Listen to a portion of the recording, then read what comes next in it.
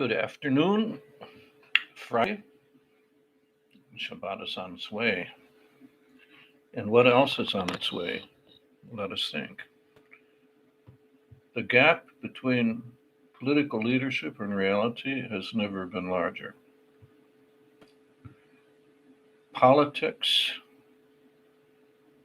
tend to make us believe in the impossible and the unrealistic.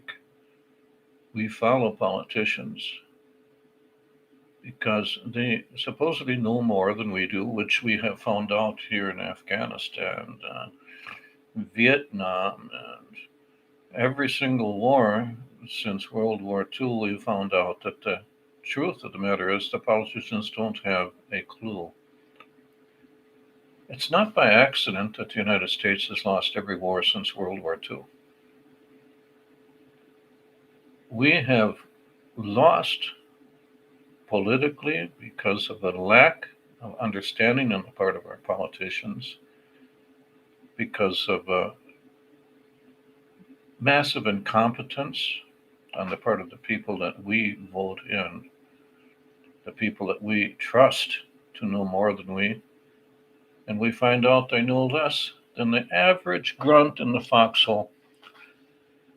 The grunt in the foxhole sees things as it really is. The politician sees things as it needs must be. Now, that's essentially a class of people that are far more interested in their own self aggrandizement than they are in the good of the people they supposedly represent. We look upon radical Islam as somehow being separated from Islam. Islam is good, radical Islam is bad. There's no connection between them. Well, I got news for you. Radical Islam is not considered radical by Islam, but fundamental to the beliefs of Sharia, beliefs in Allah, beliefs in the prophets. There's nothing radical about that according to anybody who believes in Islam. But we on the outside say, oh no, Islam is good, it's just the radicals. All we have to do is to go into their countries, kill all the radicals or put them in jail, and lo and behold, all of the people that believe in Islam will become Americans. They will become just like the rest of us, hedonistic, a belief in power and money over God, a belief that we can do anything. We can put men in space, we can blow up atomic bombs. But you know something? The one thing we can't do is we cannot conquer an ism. We cannot conquer a people that has an ism. Now, an interesting point is China. Communist China has a huge Islamic community. And they did not make the mistake of saying that in this Islamic community, there are good Muslims and radical Muslims, because they know from the teachings of Mao and Ho Chi Minh that the radical fish swims through an ocean of supporters. It is impossible not to support the radical Islamists if you are a true Muslim. They only want to spread Sharia. Back when the Caliphate was from India to the Atlantic Ocean, anybody that did not believe in Islam was allowed to survive as a dhimmi. And of course, dhimmi status at that particular period of time was a protection under Islamic law for those who did not want to become members of the Islamic religion, including Rambam, the Maimonides, and most of the doctors and thinkers and academics in that period of time were dhimmis. Some of them rose, for instance, in Grenada. A Jew, a Demi, rose to command the entire armed forces of Grenada. Others, like Maimonides, who was a Jewish physician, became the personal physician of Saladin, Salahuddin.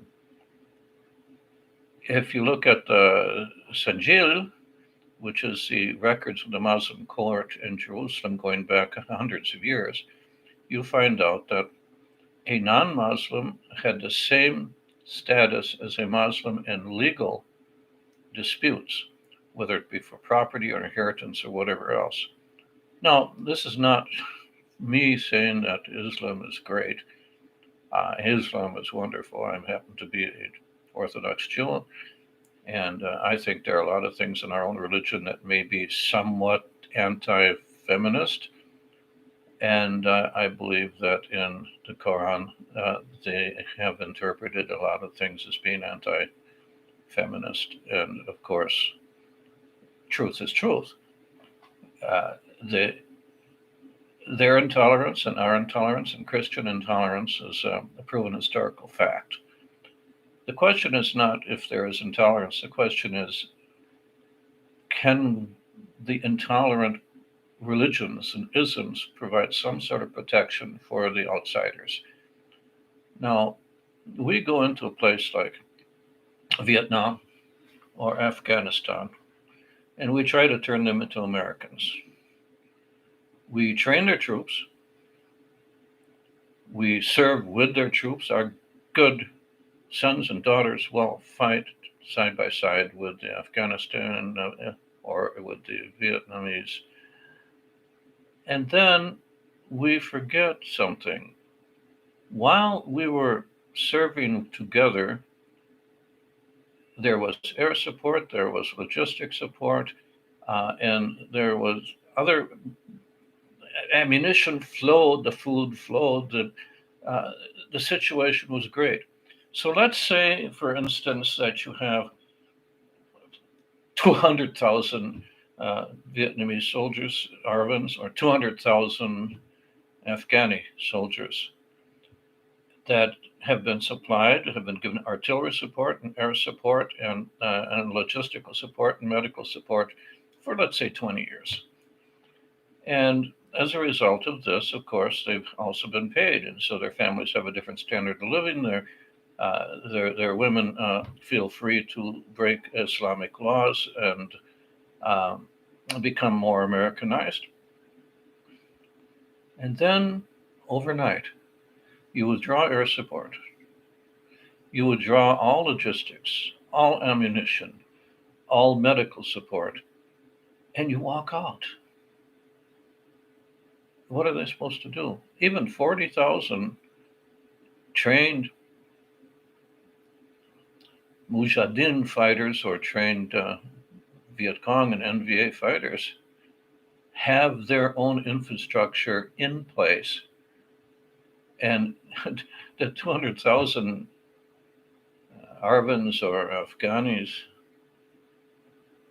have no resupply, nothing. They feel abandoned by their Americans, and so they lay down their arms. When will we ever learn that that doesn't work? If you go in and try to change a people, you went in to stay forever. And then you might not win.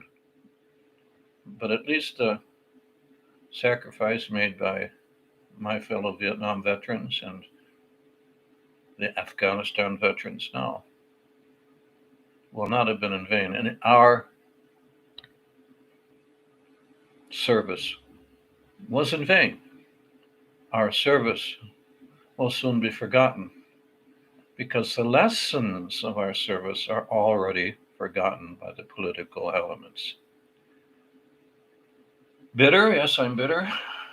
And I'm sure I'm joined by a lot of Afghani veterans who are bitter, who don't like the idea that the people that supported us were left hanging out to dry.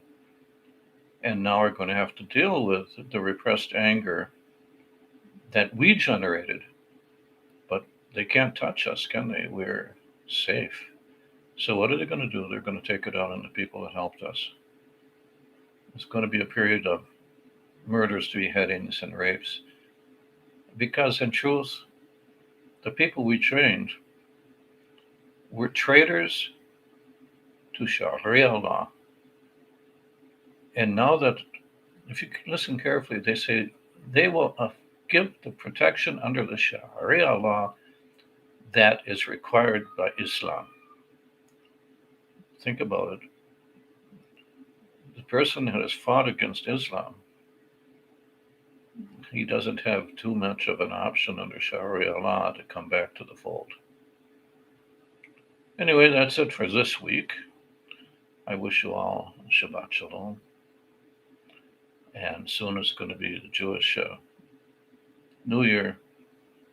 And I will wish you all Shana Tova. And then it'll be the non-Jewish New Year. And I wish you all Happy New Year. And I wish you all Merry Christmas. And I wish you all of the politically correct things to wish you.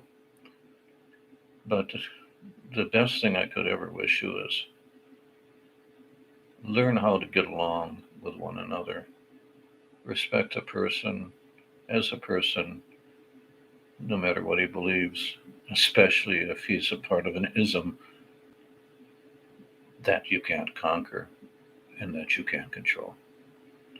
So long and good luck from Israel.